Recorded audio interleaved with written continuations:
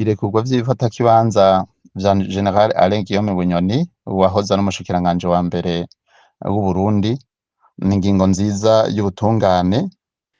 Nk'abaranira agateka kazina muntu, umuntu wese afise uburenganzira nk'umuntu imbere yo gufatwa nk'umupfungwa.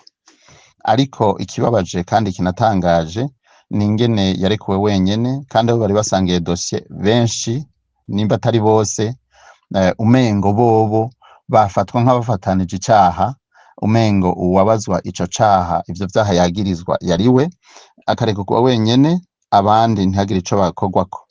Aha rero twoca dufatira ku kungene yakuwe mu mabanga y'ubushikiranganji kuba umushikiranganji wa mbere mu mwaka wa 2022 mu kwezi kw'icenda, tugafatira ku kungene yafashwe mu kwezi kwa Ndamukiza umwaka wa 2023, tugafatira kandi ku mburano zagiye ziraba aho mu ntahe z'icese zagiye ziratunganywa, hagaragaye ivyaha bihambaye kandi vyinshi vyagirizwa Alain Guillaume Bunyoni nabo bari kumwe bafunganywe, aho hagarutse icaha co kumwagiriza canke co kubagiriza kugomba gutembagaza ubutegetsi hakoreshejwe amangetengete, bakavuga banabagiriza kandi ikijanye no kugomba guhungabanya umutekano w'igihugu, ubunyonyezi canke kugira amatungo y'ikirenga bitagaragara aho yaje azananye, na cane cane hongeweho mbere n'icaha co kuvuga yuko yashatse kwica umukuru w'igihugu n'ibindi. Hafatiwe kandi ku kungene yafunzwe, aho iki gihe yari amaze mu munyororo, yari mu cumba ca wenyene, hanyuma ni n'abaza kumusuhuza atawe ari we wese, atari yegeranye n'abandi banyororo, n'ibindi vyinshi bigaragaza yuko yari yashizwe muri isolement. ni ukuvuga yuko ikibazo ca Alain Guillaume Bunyoni coba cari ikibazo kirengeye canke mbere n'ubu kirengeye ikibazo c'ubutungane. Tunafatiye kandi n'ingene arekuwe inyuma y'umwanya muto yari amaze mu bitaro bikuru vy'i Gitega. Irekurwa rya Alain Guillaume Bunyoni si ingingo vy'ukuri y'ubutungane, ni ingingo yafashwe kugira ngo bubahirize itegeko bahawe. Iryo tegeko rero biragoye kumenya aho ryazananye, mugabo umuntu aribaza aho ryoba ryazananye kandi ashobora kutibesha. Aha umuntu yokwibaza ati ni itegeko ryavuye mu mugambwe uri ku butegetsi CNDD-FDD, aho hama havuzwe ko ariho akagwi k'abajenero bafata ingingo iyi canke iriya, mbere abatari bake bavuga bati abo nibo bica bagakiza mu gihugu c'Uburundi.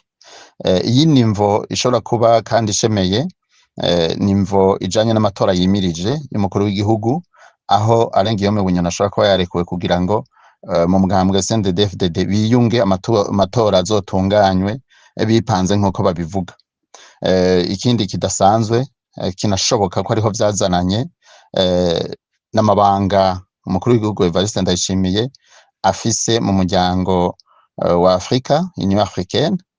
Aho hose rero umuntu aribwira ati aho n'ingingo ya politike yafashwe. Dufatiye ngaho rero tukaraba ico bisunze mu kugira ngo bamurekure, bavuga bati amagara yiwe yarabangamiwe, umuntu yoca yibaza mbega abandi bari mu bibazo nk'ivyo basanzwe bafunzwe nka Dr Christophe Sahabo yaho yarongoye ibitaro Kira Hospital, ari mu buroko kuva mu kwezi kwa kabiri mu 2022. Christian Claude Butoyi ari mu bagirijwe urupfu rw'ababikira bo mu Kamenge b'Abataliyanokazi. Tugafata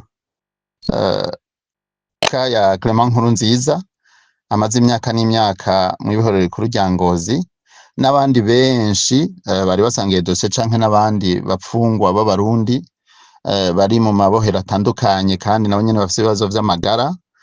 Twavuga duti ipfungurwa rya Alain Guillaume Bunyoni ni ingingo ya politike, umengo umuntu atabirabiye kure, umengo yoba ari ingingo y'ubutungane, ariko vy'ukuri dufatiye ku kuntu yafashwe, tugafata n'ingene yafunzwe, tugafata n'ingene arekuwe, n'ingingo vy'ukuri ya politike. Rero mu runani forske tukavuga duti habe ubutungane kuri bose, ntihabe umwana n'ikinono, hama ubutungane bwiganze mu gihugu, umuntu wese yubahirizwe mu burenganzira bwiwe.